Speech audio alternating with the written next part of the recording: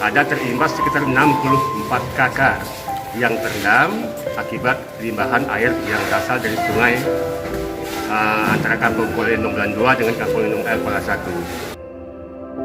Dan pola hidup kita, buang sampah, keterak, dibuang ke sungai sehingga nanti dihulukan di danau utama.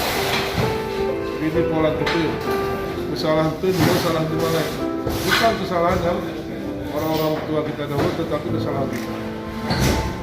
Jadi ke depan, saudara mengharapkan kerja terutama setingkat pendidikan masyarakat guna ketimbang waktu jadi jero, mohon ini nanti disampaikan waktu musrenbang.